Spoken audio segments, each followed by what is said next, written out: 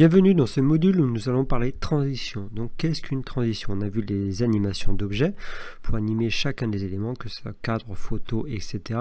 Là, la transition permet de passer directement d'une diapositive à l'autre. Donc on va gérer la manière dont on va se faire le passage. Donc automatiquement, dans un diaporama classique, la transition est assez brusque. On passe d'une page à l'autre sans effet. Donc le but, ça va être de passer un petit effet à l'autre pour que la transition se fasse un peu plus douce. Donc pour faire ceci, on va utiliser l'onglet transition. Donc c'est ici qu'on va aller pour gérer le passage de l'une à l'autre. Donc juste une petite parenthèse, là nous sommes en mode normal. On peut aussi gérer les transitions en mode masque de diapositive, donc affichage masque de diapositive. Et là vous verrez qu'on peut aussi insérer chaque transition par rapport à chacune des feuilles prototypes, on va dire. Donc là je peux insérer une transition et faire en sorte que chacune de ces feuilles fasse une transition poussée. C'est très rare qu'on utilise les transitions en mode masque, donc on va revenir en mode normal qui est beaucoup plus logique parce qu'après ça risque d'être compliqué si on veut transformer ou enlever la transition. Donc là une transition se règle en début de diapositive, ça veut dire quand je vais lancer ma première diapositive, c'est là où ma transition va se faire. Donc si là pour la première diapositive en général c'est rare qu'on mette une transition parce que ça veut dire que dès que je vais lancer mon diaporama je vais avoir un effet, pas forcément le but. Là on va juste régler la transition du passage de la 1 à la 2, donc il faut bien sûr que je me mette sur la diapositive numéro 2.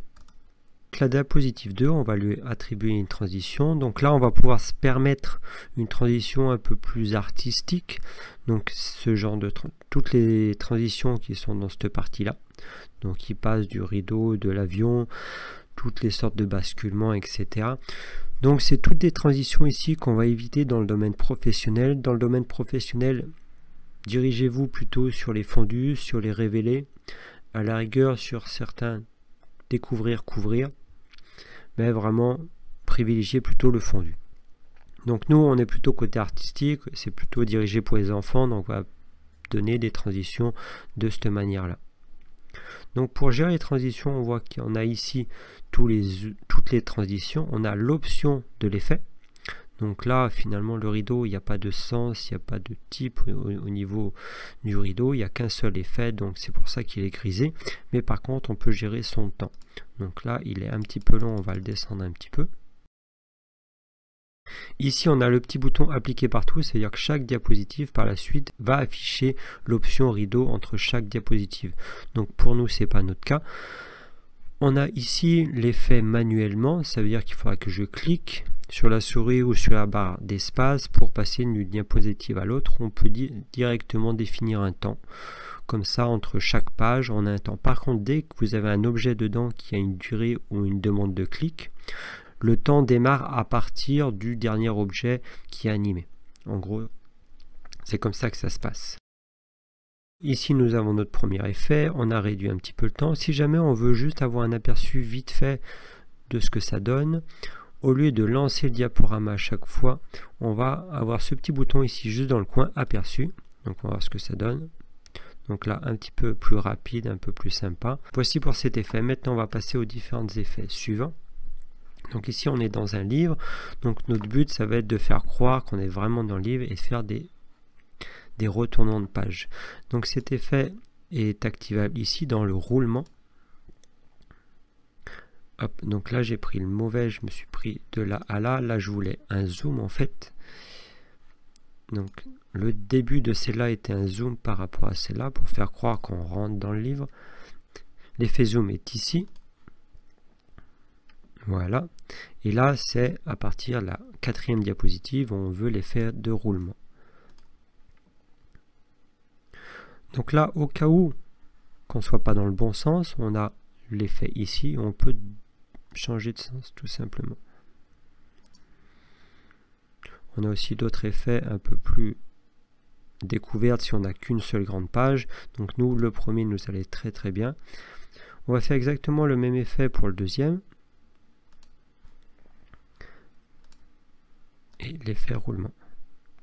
Donc là vous avez vu que pour mettre des effets de transition c'est assez simple, donc évitez bien sûr de trop se compliquer. Maintenant ce qu'on va voir dans la deuxième partie de cette vidéo c'est de mélanger animation d'objet et transition.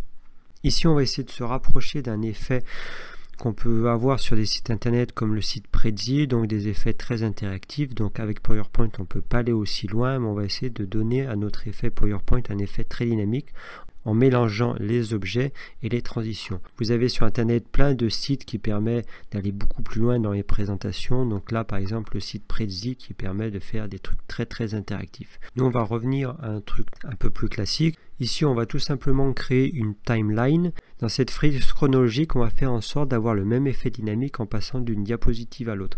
Donc vous verrez qu'il y a une petite astuce justement pour faire cet effet-là.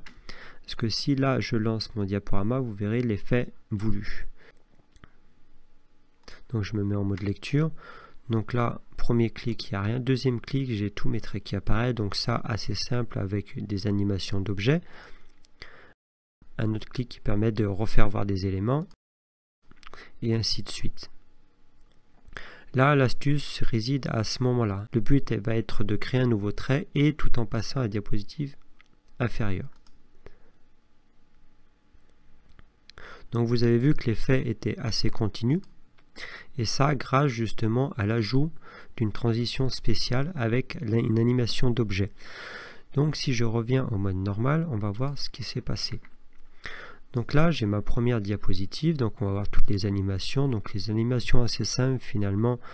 Devant chaque trait je vais mettre un balayage qui va permettre de faire apparaître le trait comme si j'étais en train de le dessiner.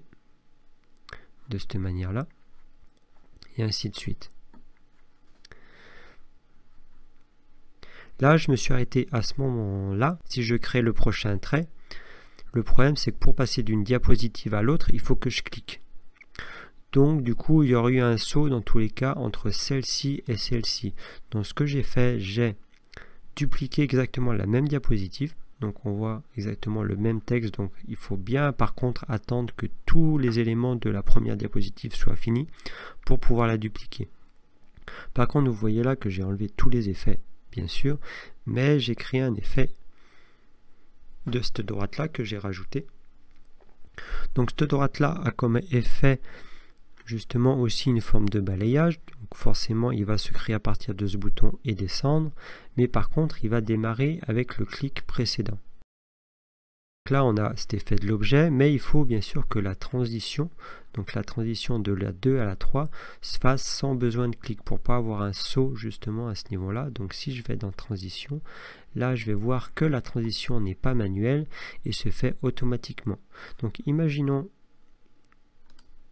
si j'avais tout simplement fait ça. Donc je vais reprendre ma tige ici et la copier-coller ici. Là, je vais supprimer ma diapositive. Donc là, je passe bien de l'une à l'autre. Je vais mettre celle-ci juste en dessous. Reculer. Donc je vais voir au niveau de mes transitions si elles sont bien bonnes. Mes animations. Donc là, mon trait numéro 3 se fait en même temps que les autres. Donc moi, je veux qu'il se fasse au prochain clic. Donc je vais aller voler d'animation. Je vais aller le chercher. Hop. Et c'est ce connecteur là. Et lui, je vais demander qu'il se fasse démarrant en cliquant. En fait, c'est quand j'ai cliqué, je suis passé de la 1 à la 2. Mais la transition de la 2 à la 3 était automatique. Donc si je lance ma diapositive par ce biais-là,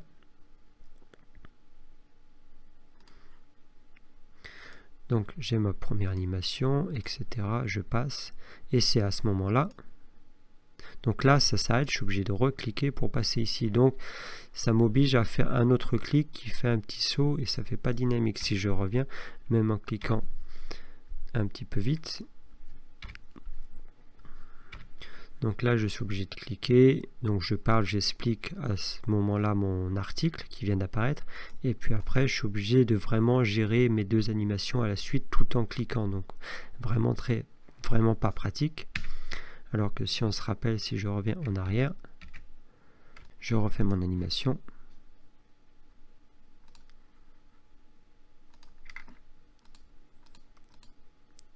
Donc à ce moment-là, automatiquement, Voilà, donc voici pour cette petite astuce de frise chronologique. Donc vous voyez, qu'en ajoutant et en combinant un peu tout, on arrive à exactement les mêmes effets que d'autres sites.